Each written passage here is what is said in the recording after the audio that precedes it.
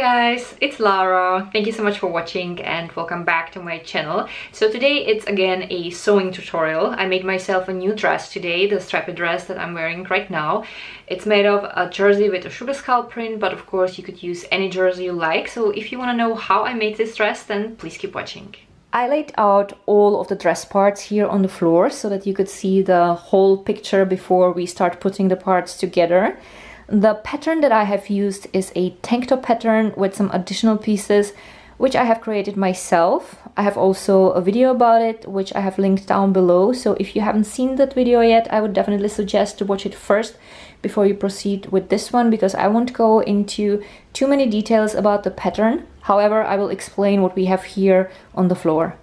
So here in the back, this is the front upper part for the dress. This is basically as short as the short crop top from my DIY tank top pattern, and obviously here this is the back part, and here I have an additional strip of fabric. This is a mesh fabric because I wanted to have a little bit of see-through in the middle of the dress.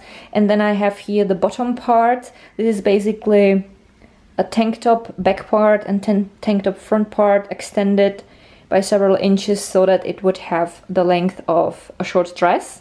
And then I have here also more fabric, more of the mesh fabric. This is about 30 inches for me. I'm quite tall, so I need a little bit more fabric, and that's gonna be the bottom part so that I would achieve the length of a maxi dress.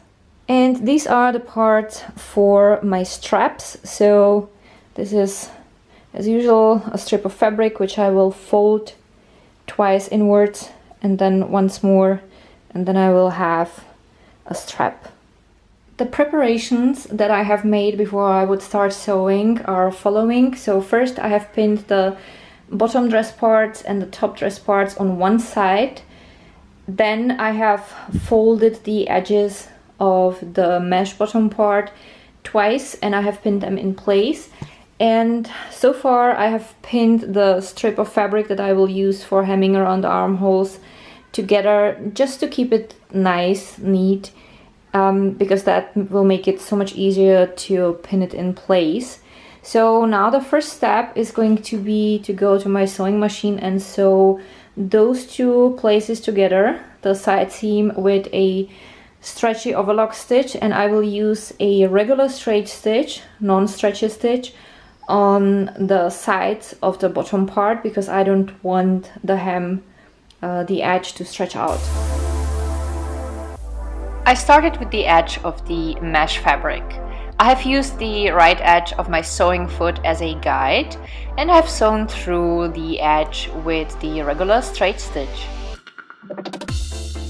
Then the mesh fabric looked like this. As a next step, I have sewn together the jersey parts with stretchy overlock stitch. Here is what it looked like, and as usual I cut back any excess fabric. Then I started sewing the straps. I have used stretchy straight stitch. Here is what the straps looked like once they were done. I pinned the mesh strip for the middle section of my dress to one of the jersey parts. I have sewn it on with stretchy overlock stitch. And then I folded the seam to the jersey side and pinned it in place. I have sewn through with stretchy straight stitch, and then I repeated the procedure with the other jersey part. Here is what the seam looked like. Next, I have sewn the main part of the dress also on the other side. For that, I have used again the stretchy overlock stitch.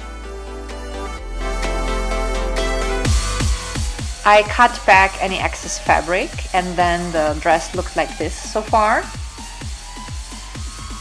And here is what the dress looked like once I have turned it to the good side. Now this might look a little confusing when you look at it like this, but it's actually pretty easy.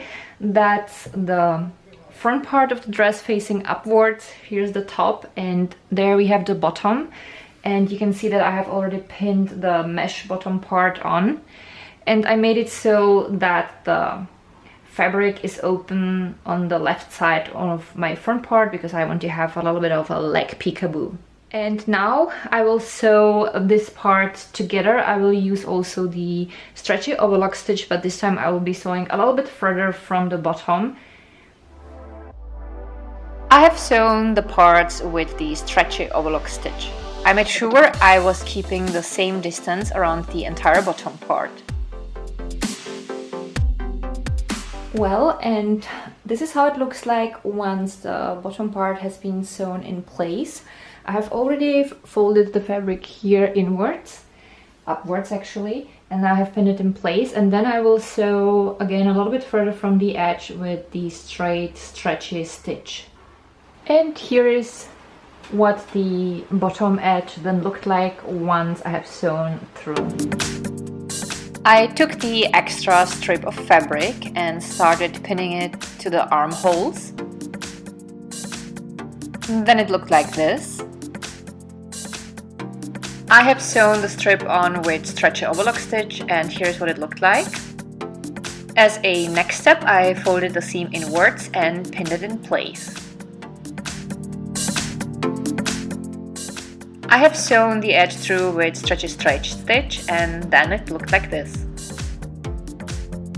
Next, I folded both upper edges of the dress twice and pinned them in place.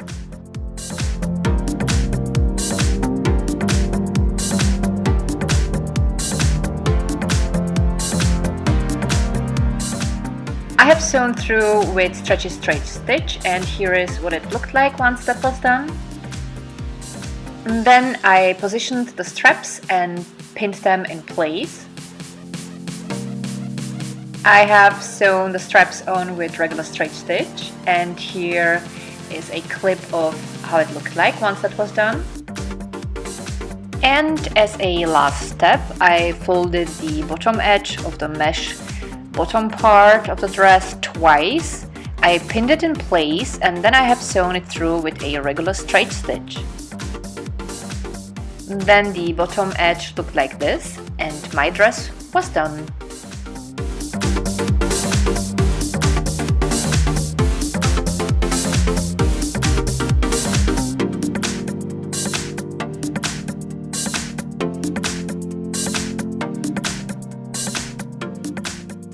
If you like the idea of the design but you're not sure about the see-through fabric, you can always use any jersey you like. However, for the bottom part, I would definitely recommend a monochrome fabric, something that looks good from both sides. Because if you look at the fabric that I have used, the fabric with the print, it looks good from this side, but when you turn it to the other side, that's not really pretty.